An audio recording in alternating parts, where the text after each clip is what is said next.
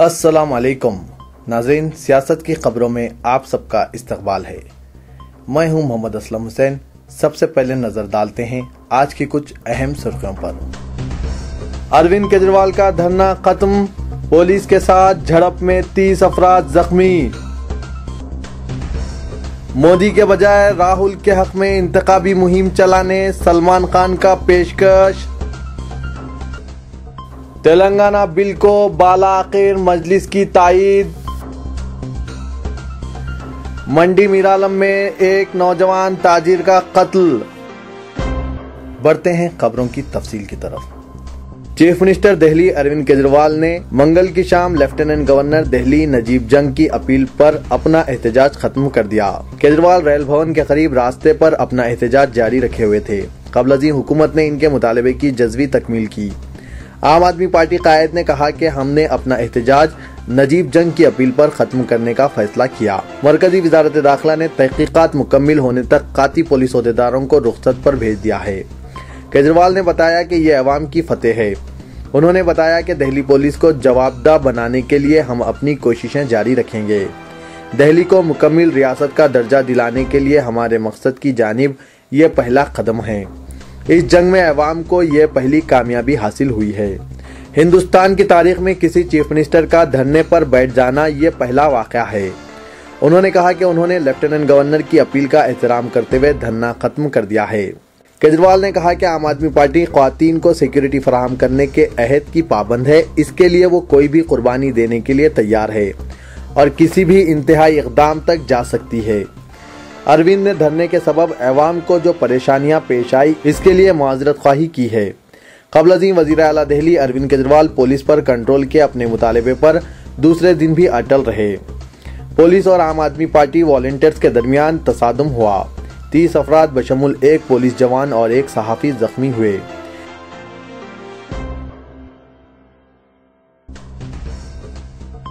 बॉलीवुड अदाकार सलमान खान इन दिनों मसलिहत पसंदी को बाला-ए-ताक रखते हुए बिल्कुल खुलकर सियासी बयानात दे रहे हैं। उन्होंने एक टीवी चैनल को इंटरव्यू देते हुए बेबाकाना अंदाज में कहा कि वो कांग्रेस के नायब सदर राहुल गांधी के हक में इंतखाबी मुहिम चलाने के लिए तैयार हैं। अगर राहुल चाहें तो वो किसी भी मुकाम पर इंतखाबी मुहिम में हिस्सा लेने के लिए तैयार हैं। उन्होंने इंटरव्यू के दौरान राहुल गांधी की खूब तारीफ की। IBN टीवी चैनल के प्रोग्राम तीखी बात में तबादला ख्याल करते हुए सलमान खान ने कहा कि बहैसियत सियासतदान राहुल गांधी को वो बेहद पसंद करते हैं। इसके साथ ही उन्होंने ये भी वाजे किया कि नरेंद्र मोदी को मेरी जरूरत इसलिए नहीं है क्योंकि वो पहले ही से गुजरात में मकबूल आम हैं। नरेंद्र मोदी की सताइश करने के बाद सलमान खान तनाजात में घिर गए हैं। मीडिया में बात का बतंगर बनाए जाने पर बॉलीवुड अदाकार ने बरहमी का इजहार किया और कहा कि अपनी शख्सी राय पर मसलत करना इन्हें हरगिज पसंद नहीं है और वैसे भी अपने पसंद के सियासी लीडर को मुंतखब करना अवाम की मर्जी का सवाल है। जमहूरियत में हर एक को अपनी मर्जी से कायदीन के इंतखाब का हर शहरी को हक हासिल होता है। हिंदुस्तानी अवाम को बेहतर से बेहतर उम्मीदवार को वज़ारत उज़्मा के लिए मुंतखब करना चाहिए। NDTV को अलहदा इंटरव्यू देते हुए सलमान खान ने अपने गुजरात दौरे और नरेंद्र मोदी की तारीफ में अपने बयान की, ये कहते हुए वजाहत की कि मीडिया वालों ने इनके बयान को तोड़ मरोड़ कर पेश किया है। उन्होंने नरेंद्र मोदी की मेहमान नवाजी की तारीफ की, लेकिन बहैसियत उम्मीदवार वज़ारत उज़्मा सलमान खान ने इनकी तायीद नहीं की।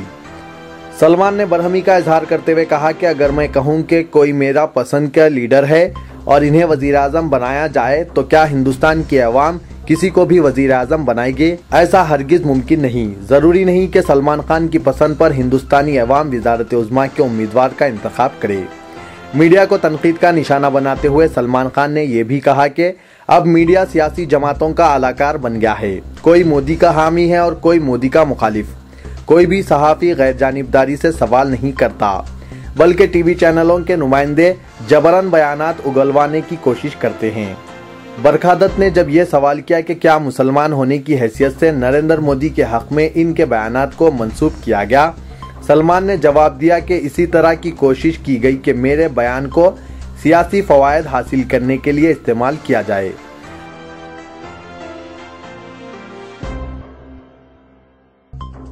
दिल्ली पुलिस को सुनंदा पुष्कर की मौत की कत्ल या खुदकशी के जावियों से तहकीकात करने की हिदायत दी गई, जबकि पोस्टमार्टम में मरकजी वजीर शशि थरूर की अहलिया की पुरअसरार मौत के सबब के तौर पर जहर दिए जाने की निशानदेही की गई है। Sub divisional magistrate Alok Sharma, जो इस नामी गिरामी केस से निपट रहे हैं, उन्होंने पुलिस को यह हिदायत दी कि पोस्टमार्टम रिपोर्ट पर गौर करने के बाद, जिसमें सुनंदा के दोनों हाथों पर जख्म के ज़ायदस 1 दर्जन निशानात के साथ साथ इनके बाएं गाल पर मामूली खराश का भी तस्करा किया गया है, जो ताकत के इस्तेमाल के सबब हो सकता है। ताहम इस रिपोर्ट में इन जख्मों के सबब मौत वाक़ होने के इम्कान को मुस्तरद कर दिया गया। पुलिस को रिपोर्ट में SDM, जिन्होंने सुनंदा के भाई फरजन थरूर और इनके स्टाफ का बयान कलमबंद किया, उन्होंने कहा कि किसी भी फैमिली मेंबर ने इस मौत में कोई साजिशी पहलू होने का शुबा जाहिर नहीं किया। सुनंदा का पोस्टमार्टम करने वाले एम्स के डॉक्टरों ने कहा था कि इनकी मौत अचानक और गैर तिब्बी हुई और इसका सबब ड्रग का हद से ज़ायद इस्तेमाल रहा, जो बाल्फाज दीगर ड्रग्स का जहरीला असर कहा जा सकता है। 52 साला सुनंदा जुम्मे की शब जुनूबी दिल्ली की एक 5 स्टार होटल में मुर्दा पाई गई थी, जबकि एक रोज कबल इनका पाकिस्तानी जर्नलिस्ट महर के साथ थरूर से मुबैना मुआशिके के मामले पर ट्विटर पर झगड़ा हुआ था। पोस्टमार्टम रिपोर्ट में यह भी कहा गया कि सुनंदा के मेदे में ग़िज़ा के कोई नमूने पाए नहीं गए, जिस पर डॉक्टरों ने कहा है कि उन्होंने कुछ भी खाया नहीं था।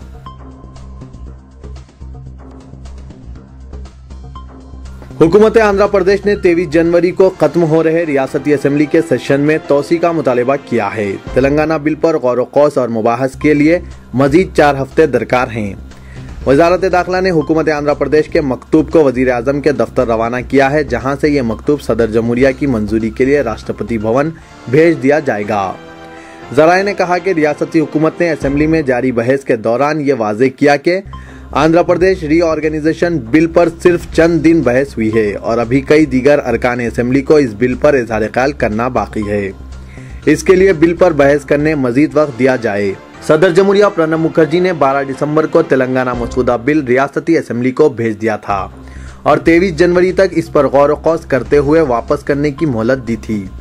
ताहम ये वाज़ेह नहीं हुआ कि आया वजारत दाखिला ने PMO को क्या सिफारिशात पेश की है और मोहलत में तोसी देने के लिए रियासती हुकूमत की दरख्वास्त पर सदर जमहूरिया का रद्दअमल क्या होगा। रियासती रीऑर्गेनाइजेशन बिलों पर मुबाहस के लिए दी गई मोहलत में तोसी देने की माजी में कई मिसालें मौजूद है।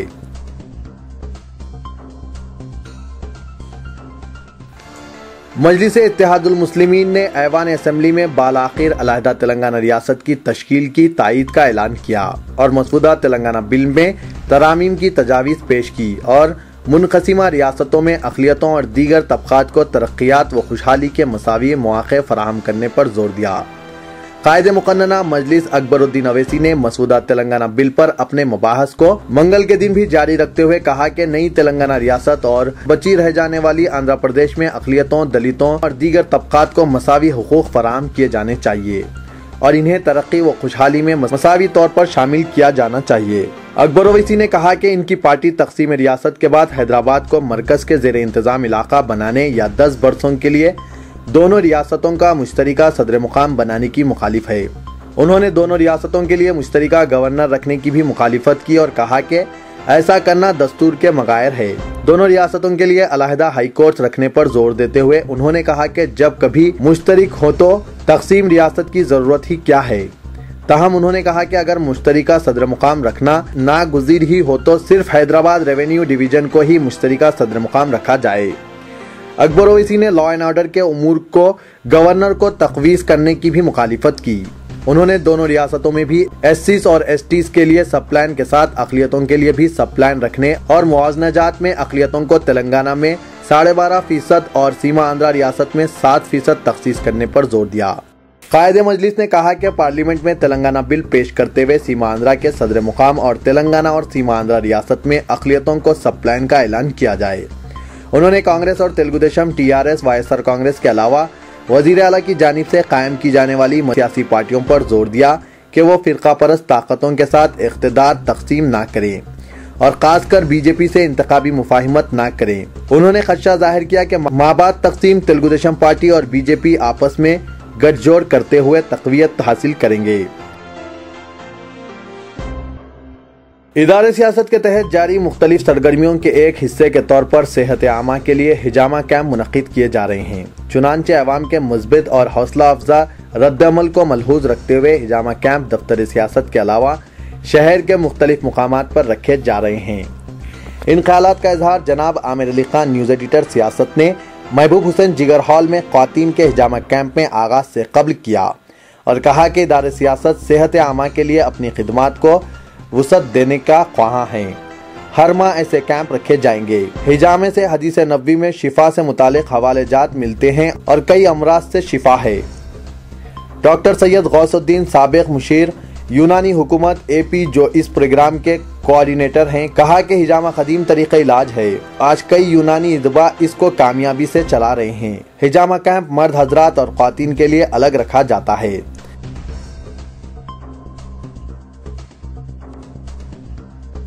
जनाब इब्राहिम बिन अब्दुल्ला मस्कती साबिक रुकन कानून साज कौंसिल ने तेलंगाना मसवदा बिल पर मुबाहस के दौरान असेंबली और कौंसिल में सीमांध्र अरकान की जानिब से निज़ाम हैदराबाद के खिलाफ तौहीन आमेज रिमार्क्स पर शदीद बरहमी का इजहार किया। उन्होंने कहा कि सीमांध्रा कायदीन को निज़ाम हैदराबाद पर नुक्ताचीनी का कोई हक हासिल नहीं, क्योंकि वो हैदराबाद के वसाइल से इस्तेफादा करते हुए खुद तेलंगाना अवाम के साथ नाइंसाफी की है। जो कायदीन हैदराबाद में तरक्की करते हुए हैदराबादी अवाम के साथ नाइंसाफी करें, उनसे निज़ाम हैदराबाद की तायीद के बारे में किस तरह तौक़े की जा सकती है। उन्होंने अफसोस का इजहार किया कि कानून साज असेंबली और कौंसिल की इमारतों में बैठकर निज़ाम हैदराबाद आसिफ साबर नवाब मीर उस्मान अली खान को मुल्क दुश्मन और मुखालिफ जमहूरियत करार देने वाले ये भूल गए कि वो जिस आलिशान इमारत में बैठे हैं वो निज़ाम हैदराबाद की देन है। जनाब इब्राहिम मस्कती ने कहा कि निज़ाम हैदराबाद पर तनकीद करने से कबल सीमांध्रा कायदीन को निज़ाम की तामीर करदा इमारतों और सहूलतों से इस्तेफादा तर्क करना होगा। Assembly, council, secretariat, Raj Bhavan, high court, Nizam institute of medical science, Osmania hospital, Osmania university और जुबली हॉल जैसे कारनामों को क्या सीमांध्रा कायदीन फरामोश कर सकते हैं? इन्हें चाहिए कि वो इन सहूलतों से इस्तेफादा तर्क कर दें और फिर निज़ाम पर उंगलियां उठाते रहें। जनाब इब्राहिम मस्कती ने कहा कि निज़ाम हैदराबाद के तरक्याती और फलाही इक़दामात को नजरअंदाज करना दरअसल एहसान फरामोशी के जुमरे में आएगी। उन्होंने कहा कि जिस वक्त हैदराबाद को आंध्र प्रदेश में बहैसियत दारुल हुकूमत शामिल किया गया, इस वक्त शहर हैदराबाद तरक्की याफ्ता शहर था और इसका शुमार मुल्क के तरक्की याफ्ता 5 शहरों में होता था। जनाब मस्कती ने कहा कि अफसोस तो इस बात पर है कि निज़ाम की तामीर करदा इमारतों में दीगर कायदीन के मुजस्मे नस्ब किए जा रहे हैं, जबकि निज़ाम ने अपनी तामीर करदा किसी भी इमारत में अपना कोई निशान नहीं छोड़ा, क्योंकि इन्हें शोहरत की नहीं बल्कि अवामी खिदमत की फिक्र थी। जनाब मस्कती ने कहा कि सुकूत हैदराबाद के बाद आंध्र प्रदेश की तारीख में कोई भी हुकूमत और चीफ मिनिस्टर निज़ाम के कारनामों का मुकाबला नहीं कर सकता। आज भी हैदराबाद में अंडरग्राउंड ड्रेनेज सिस्टम निज़ाम हैदराबाद का कारनामा है। जनाब मस्कती ने सीमांध्रा कायदीन को मशवरा दिया कि वो निज़ाम पर नुक्ताचीनी से कबल फलाही और रियाया परवरी की तारीख से वाकफियत हासिल करे। हैदराबाद का चप्पा चप्पा निज़ाम के कारनामों की गवाही देगा।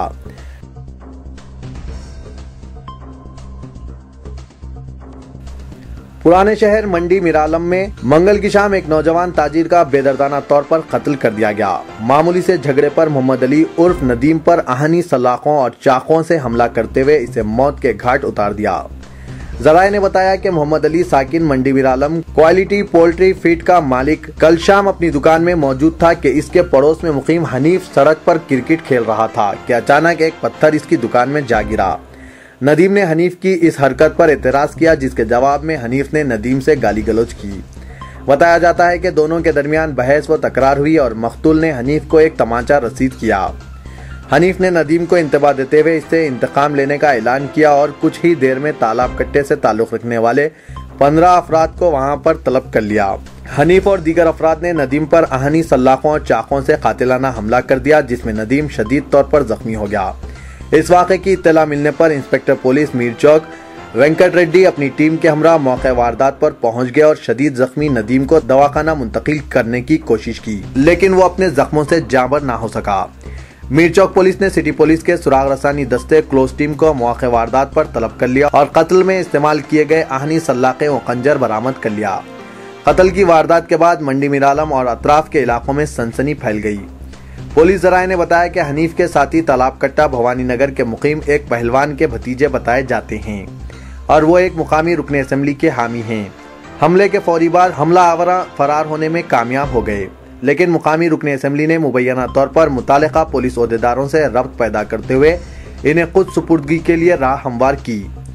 मकतूल के रिश्तेदारों ने ये इल्जाम आयद किया कि इस कत्ल में यासीन पहलवान के भतीजे मुलव्विस है, जो इलाके भवानी नगर, तालाब कट्टा और दीगर इलाकों में सूद का बड़े पैमाने पर कारोबार चलाते हैं और इन्हें मुकामी सियासी कायदीन की सरपरस्ती हासिल है।